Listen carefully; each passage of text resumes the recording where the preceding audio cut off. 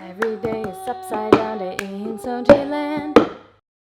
Hi and welcome to the Soundschi land show where everybody's upside down. And I'm here in beautiful Perth, which has an amazingly huge community of movers, and that includes hand balancers. And with me now is David Marion, who is one of the awesome coaches here in Perth. And yeah, would you just give us a brief overview of how you got into hand balancing and how you got into being a teacher? Yeah, sure. I came from just a regular sort of gym background, like played ball sports and lifted weights. And then, yeah, after a few years of doing that and feeling a bit broken, I decided that I need to do something a little bit different. And I'd always been pretty fascinated with handstands. So about 4 years ago, I got the Gymnastic Bodies handstand program and plugged away at that for a little while. And then after meeting a few of the larger community here in Perth, decided to kind of take my own practice a little bit further and got into coaching shortly after that. And coaching more specifically the handstand side of things, I suppose. Can I ask you about Gymnastic Bodies? How did it work for you? I loved it. I loved the methodical sort of approach and just taking really small steps and really mastering things as I went along. I think for how I like to learn, it worked really well. But the things I was bad at, it didn't work well. What were you bad at? Planches. Oh, okay. Like most people. There was a few things that I just couldn't progress on. I just kept getting to a point and having to reset and getting to a point and resetting, and I never actually moved forward. And technically I was doing everything correctly. But yeah, I had to kind of just give up on that after a little while. It wasn't doing well. Okay. But the things I was good at were progressing quite well. But it was frustrating to have to reset tuck planche over and over and over again. Well, at least you can do it now. Yeah, I can hold an okay one. I'm still dreaming of it. So, you got to meet Harry and Paul only after you've already gotten into hand balance, is that right? Yeah, I wasn't particularly good or anything like that, but I could hold a minute handstand and do a couple of presses and that sort of thing. But yeah, I think training with those guys here in Perth really opened up my eyes to what could be done. I thought a lot of the harder stuff was probably more just for people that started young or started early. But yeah, seeing those guys a few more years advanced of me, but having started late as well was really good. Really kind of drove me to achieve more. Yeah, and it's kind of developed in a way that it seems, from an outside perspective, that just normal people can do what I can do, which in other countries would be, let's say, higher level for the average. Yeah, our casual sort of level, I suppose, for just people that just rock up to classes and that sort of thing is of a very high standard here. Yeah. Just holding a 60-second handstands becoming almost the norm for a lot of the students. That's amazing. Yeah. How many people do you have in Perth that can do a one-arm handstand? I think it's about 7, 8. That's there's a few of us across all the different gyms, so yeah, it's cool that it's expanding. There's a few guys that are close as well that if they keep putting in the time, we'll get there, I'm sure. Yeah. Cool. Okay, I'd like to talk to you about form in handstands, because after having talked to Harry and having talked to you, I noticed that your approaches or your ideas are very similar. Yeah. But you pay a lot more attention on form. Why is that? I think building better form early on, obviously someone needs to learn to balance first before things need to be perfect. Learning to balance is probably still the priority number one for me. But after that, incorporating as much as you can to clean up form is important, because if you keep piling shit on top of shit, it just becomes a big pile of shit. Yeah. It's really hard to kind of bring that back into something that's nice to look at once you're too far gone almost. I think, trying to kind of tidy things up earlier on, pay dividends later down the track and don't slow you down. But I think there's merit to both approaches. It is harder to deal with mentally, I suppose, trying to fix things early on. I think once you've been training a few years and you're a bit more advanced, because progress is so slow anyway, like you can spend more time tidying things up and it's not so much of a chore. Whereas early on, where you're constantly increasing your handstand by 10 seconds and you're getting closer and closer to pressing or doing handstand push-ups, like you don't want to spend time working on straightening your elbows and pointing your toes quite as much, or fixing your shoulder position. But I think just slowly trying to chip away at that early on while doing those things. Just really, making it a habit, basically, so you can tick it off the list. Yeah. I think if you're one of those people that can just do a skill ugly early on, then definitely try and have that skill. Like, if your first stool almost looks like a straddle planche press, just deal with it and keep doing reps and it will get better. But embrace the tuck life and, keep working on tuck handstand. It'll keep making it better. Keep getting more flexible, keep working on just the little things that'll just make it better over time rather than just kind of sticking with something a bit crappy. Yeah, the tuck life. Yeah. Can you explain briefly why tucks are so important? It just takes a large portion of your body weight past your hands. So it kind of mimics where you want to be going with your hips when you're doing a nice press, for example, rather than everything being palm side, like you're moving something over your fingers a little bit. And your shoulders have to learn to deal with that to be able to press nicely. Early on, everyone's presses are almost going to look like planche presses, but... Yeah, or like a handstand push-up. Or a handstand push-up, or a weird combination of both. Could have a bit of twerking in there, could be something a little bit exciting. But I think especially like moving from a straddle press to a pike press, you really kind of need to get on the tucks. Yeah. Okay, so I'm curious now because while I was learning the press, I think I didn't know you back then, so we weren't in contact. But I was with Harry. And Harry told me, like, fuck the form, just try to get up in any way you can. And that opened something up for me because I actually started to lean and it made something. Would you have given me the same advice in that sense or in that case? Depends on where you're at with your press development. Like, someone that is a long way off, there's no point. Like, they're not even going to get that little bit of hover time. But for someone that's like learning to like get that bit of hover time and can't quite work out how to lean enough or how to compress enough to be able to get themselves up off the floor all the way to handstand, doing some reps there, like where you're close, is a good idea. Or even just off like a slight incline or whatever it is. But it's all very contextual. Yeah, absolutely. But if you're close, then I think definitely going for it. Prefer doing the actual skill instead of having the perfect form. Yeah, I think early on, like, if you're close, you've just got to do it. You have to build that pattern and you've got to build that belief that you can do it. Because I think a lot of it is just that mental thing. And if you're waiting for it to be perfect before you complete it, like, you're going to have issues developing the skill. It's going to become a big barrier. Yeah. And I think that was probably something that stopped me getting my, like, first 10-second one arm for a long time, is that I'd built up in my head that, like, positions had to be perfect and things had to be perfectly straight, and then it was like this big block almost because I wasn't ready to embrace just wobbling around and trying to save this handstand, which is just going to be like that early on. But I think wasting too much time just constantly going for presses when you could be doing like tuck holds and good negative presses and that sort of thing. And accumulating time. Yeah, accumulating good time. Yeah. It's got to be a good balance, I think. But like, you might have just given up if someone had said, just do negatives and tuck holds. Like, depends on the person. Like, I wouldn't have given up, but it would probably have taken me longer. Yeah, it might have taken you longer. Achieving that one, even if it's ugly and... But then, do you think, like, looking at your press now, that your press would be better if you'd spent all that time doing... Probably. My press looks like shit. It still looks exactly the same as when I got it the first time. Yeah.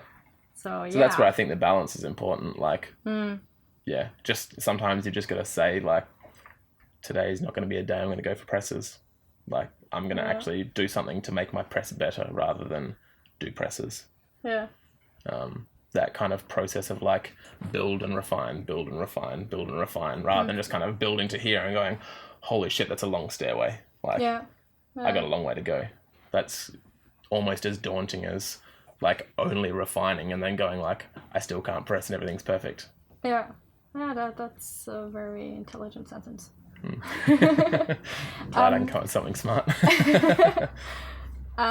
What do you like to work on the most? Like, what is the thing you prefer to train for yourself?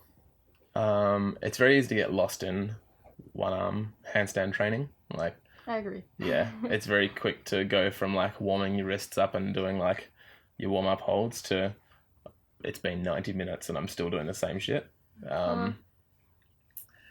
But I don't know, there's a weird level of satisfaction of just like grinding yourself away doing press after press. Like straight arm days are daunting, but yeah, I don't know.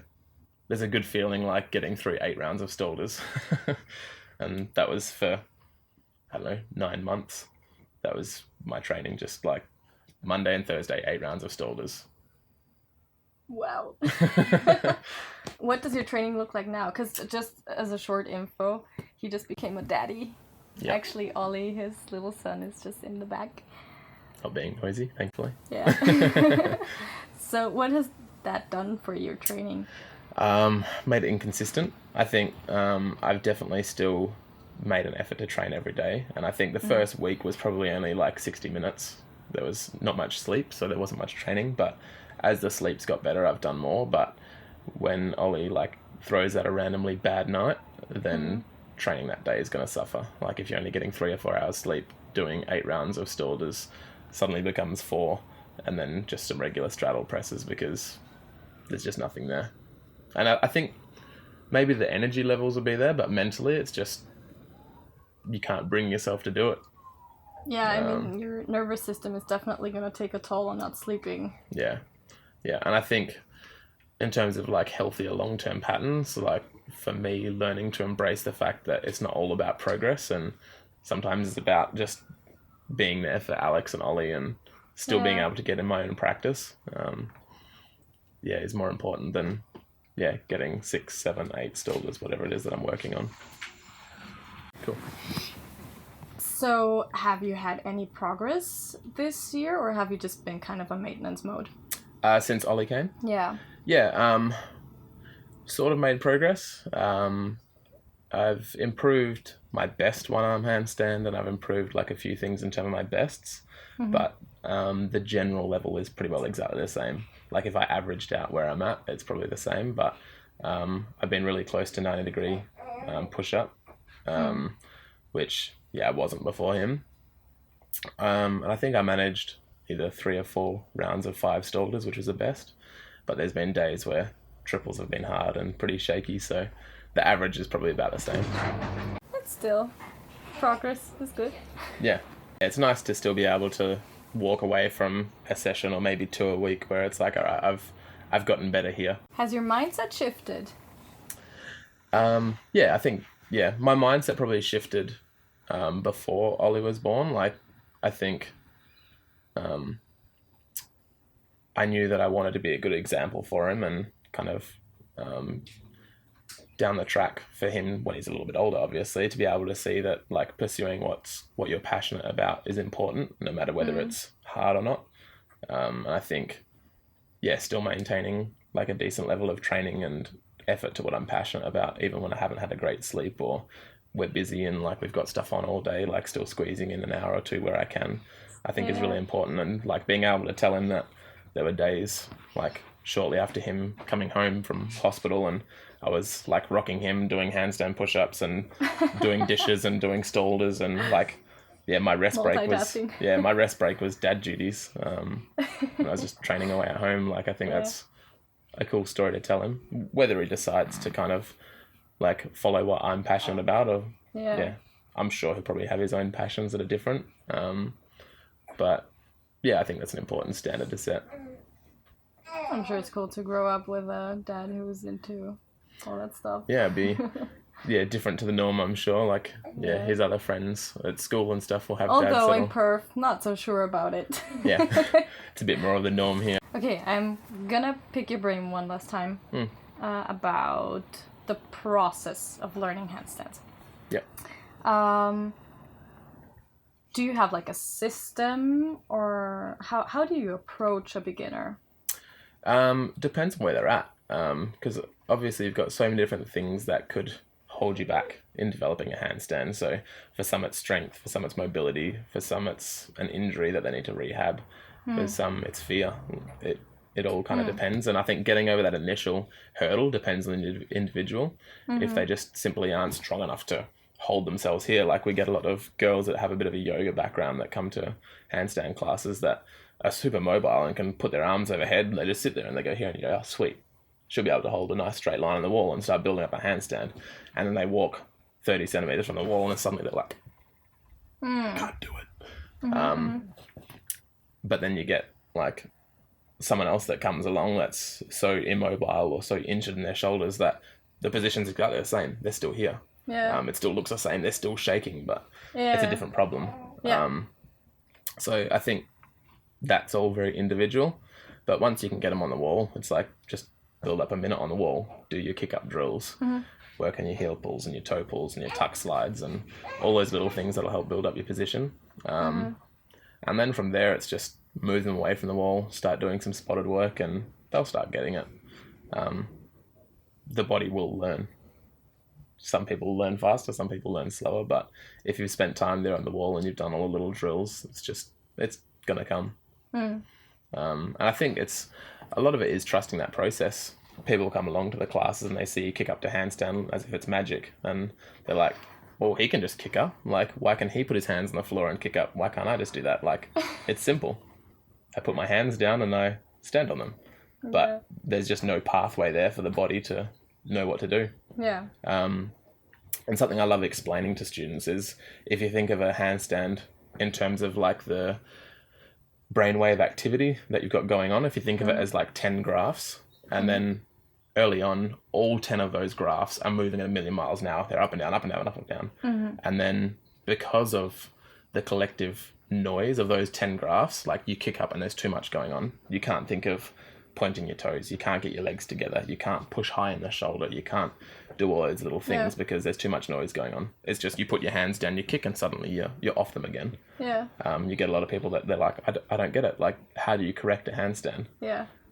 Because there's just too much going on there. And over time, all the drills that you do for like kicking up to the wall and just building consistency and doing your 1 minute holds and that sort of thing, those graphs just start slowing down. And they, like, all 10 of them will slow down. Like, it just will happen.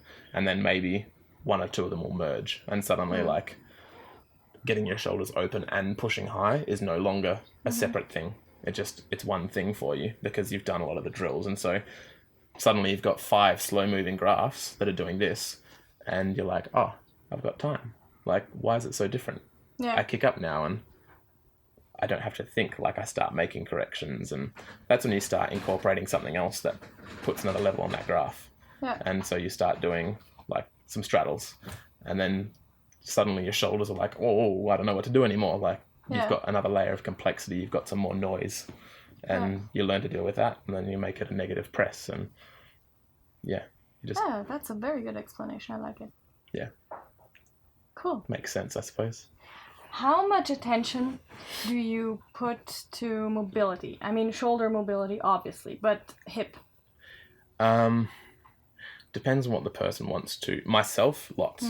Like, I think handstanding, hand balancing, whatever you want to call it, is a question of efficiency a lot of the time. Yeah. Like, how efficient can you be? Because, like, once you've got one shoulder, there's not really a lot of difference in a lot of the strength requirements to get 2, 3, 4, but you just slowly lose compression, or because of the fact that you can't compress enough, like, that's a big load on your strength and your shoulders. But if you're more flexible and you can really compress, like, going from 1 to 3 is a lot quicker because it's a smaller jump in load. Like, if you think of someone that's doing a bench press and they've got a best of 80 kilos, going from 80 to 120 is a big jump. But if your best is 80 kilos, and that's your 1 rep max, but you only have to jump to 100 kilos, like, that 20 kilos is much less, and that's kind of the difference of being more efficient in your flexibility. So yeah, I think for me there's a big premium on becoming more efficient in what I'm doing, and it looks better.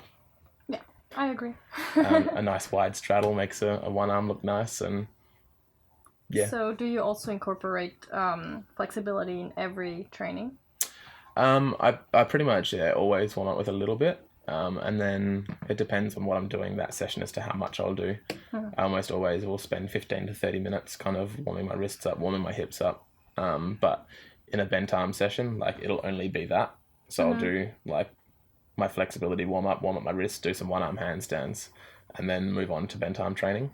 Whereas if I'm doing straight arm, I'll continue to warm up my flexibility in between all my one arms.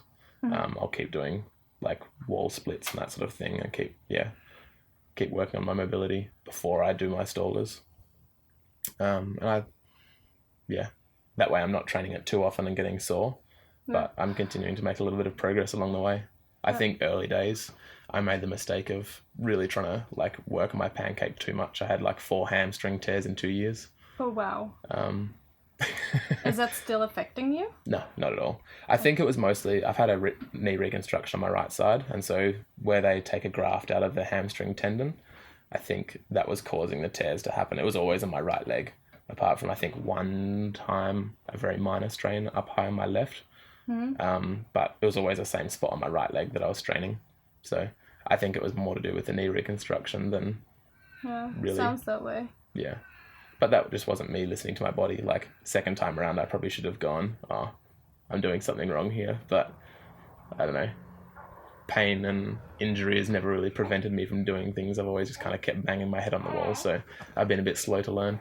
I can totally relate to that. And I think it's not that easy. Because how do you know how much is too much if you're just able to take it? You know what I mean? Yeah, for sure. I think it's almost a given in the, like, especially in the community here in Perth, like, to get better, you kind of have to be willing to push yourself that bit further. And that is generally going to, like, mean injury of some variety. You're going to get injured. And it's not a great thing, I suppose, getting injured, but you learn where your limits are. You start to get a sense of how much volume you can tolerate. How much load you can tolerate. And over time, obviously, you want to be scaling back and kind of going, hey, I've torn my hamstring 4 times. I better stop doing that. Yeah. But yeah, I think it's going to be part of your training if you're really kind of working hard. And that's just part of just testing the waters and seeing where your limits are. I think my biggest problem's probably been my nervous system versus my body breaking down a lot of the time. Like, early days especially, I just couldn't tolerate a lot of work before. I just burnt out, and it would affect my sleep, and it would affect how hungry I was, and all sorts of things would be affected. And so that was probably due to a lack of consistency in like what I was doing for my training a lot of the time. Or maybe it was just the gymnastic body stuff being such high volume on a lot of the early progressions. I don't know, like I can't really attribute it to... That's actually the reason I asked you how how it went for you, because for me the gymnastic bodies program didn't work at all. I did it in the early days too, where it was much harder than it is now. Like the first... I did it 3 years ago. Like where the side lever progression, the first thing was 1 minute arch hold for 5 rounds, and like now that's halfway through the program. Like you've got foundation 1 and 2 before you get to that now. And like the bent arm chin up hang is only 5 sets of 30 seconds now, whereas I banged my head on the wall for 4 months trying to get the 5 sets of 1 minute of that, and that's still probably the hardest thing I've ever done. And yeah, that definitely interferes with doing handstands. Like that's why I think I made less progress on the gymnastic body stuff, aside from holding a straight handstand. Like I could consistently just kick up and do 90 seconds, which I can do now, but relative to everything else, my straight handstand was much better. But yeah, I probably took a bit of a toll on my nervous system in terms of being able to train the volume on the other stuff that I actually enjoyed more, because I kept banging my head on the wall doing chin up hangs and tuck planches.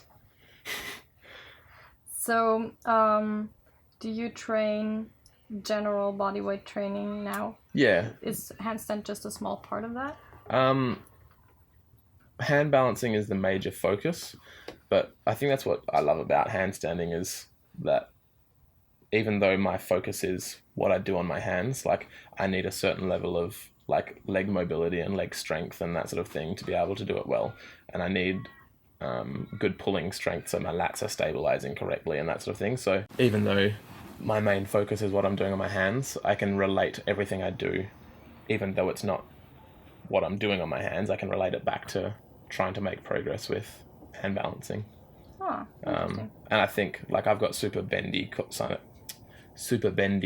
like kiddie wrists. Like I can touch my thumb like both ways on my wrist. I can't quite do it on my right because I broke my thumb.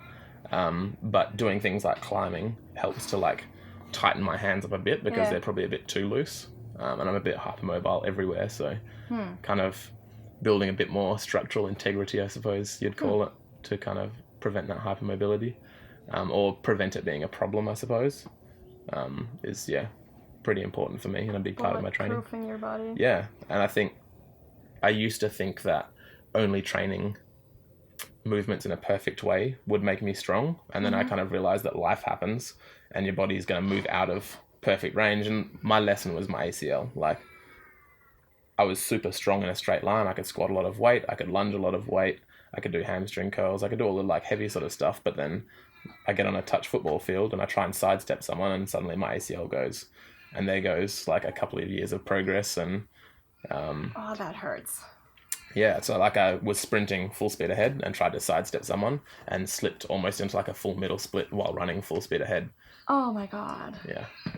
And so that was, my lesson, I suppose. And life happens. You're not going to be in perfect ranges all the time. Yeah. And I needed to adjust what I was doing. And so I think initially after coming back from that, like I did a bit of stuff, but I was sort of still resistant to training differently. Like it was like I still did all my weightlifting stuff and I still played cricket and a bit of football, but it was like maybe a bit of stretching at the end rather than not stretching. But then like my back started really hurting and I could barely touch my knees without pain, and that's when I really had to look at changing what I was doing. So how long was that ago? 4.5 years. I've always been relatively flexible. Like the day after having my ACL reconstruction, the physio came in and was like, all right, we're going to work on you just being able to touch your toes again and lift your leg up. And I was like, okay, what next? And she was like, do that for 6 weeks. Boring. Yeah, so I think like I've always naturally had a little bit there, and that was kind of the excuse for not doing more. Yeah, it seems like you have hypermobility. Yeah, well, like my knees naturally hyperextend quite a bit, my elbows a little bit, and Interesting. Yeah, gotta kind of stabilize that a bit. Well, it seems like you're in a good place now. Yeah, body doesn't really hurt anymore, which is nice. That's motivating though for people who think they can't do anything because it hurts.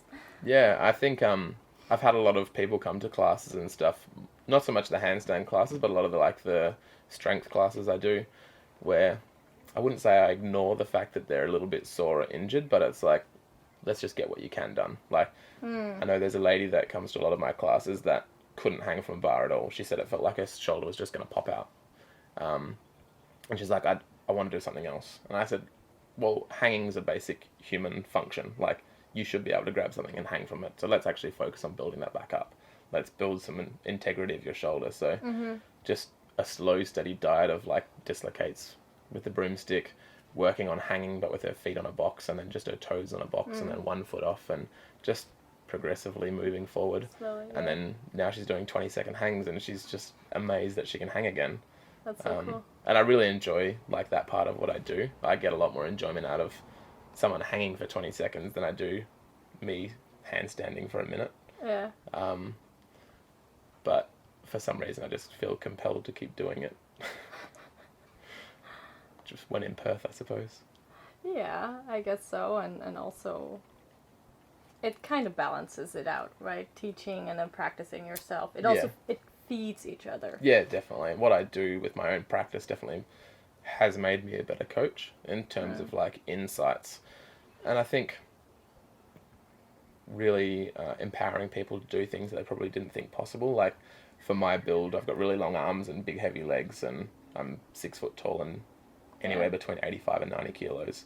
And I thought things like doing a 90-degree push-up were just not going to happen.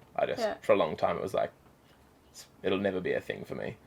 And yeah, I'm getting close. Like, I've fallen twice, nearly doing it. But I think for a long time, I just sort of looked at people that could do it. And it's like, oh, well, you've got these sort of natural gifts, I suppose you'd call it, or I would have called it at the time, that make it a little bit easier for you to do it. Shorter arms and lighter legs, but it's just, hard work and progressive sort of training, and you eventually get there. And I think that kind of, helps me with coaching. And then also, like, really practicing what you preach as a coach. And, like, if you're going to tell someone that they've got to do 5 sets of 1 minute stomach to wall holds to try and learn how to handstand, I know I need to do the same thing relative to what I do. Yeah. And I've got to stick with that. If I'm not going to take my own advice, then I'm not really worth much as a coach.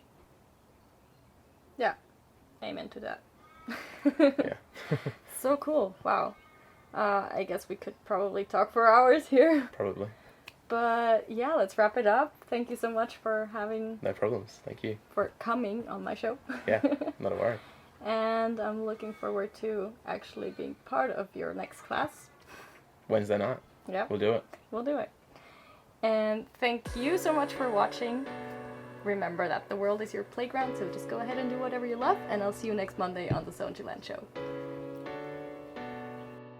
But I've torn my trap quite badly, and the right hand side severely dislocated that shoulder to the point of I couldn't throw a ball for 3 years. So I was playing cricket only able to underarm a ball. And broken thumb, couple of broken noses, 5 concussions. There's been severe elbow tendonitis on both sides. There's a fair list. That's, I tore the ligament in the side of my wrist last year, which is why I had some time off in December off my hands. My forearm was like a straight line like that because it was so swollen, and I saw a physio and he was like, can you just stay off your hands for a little while?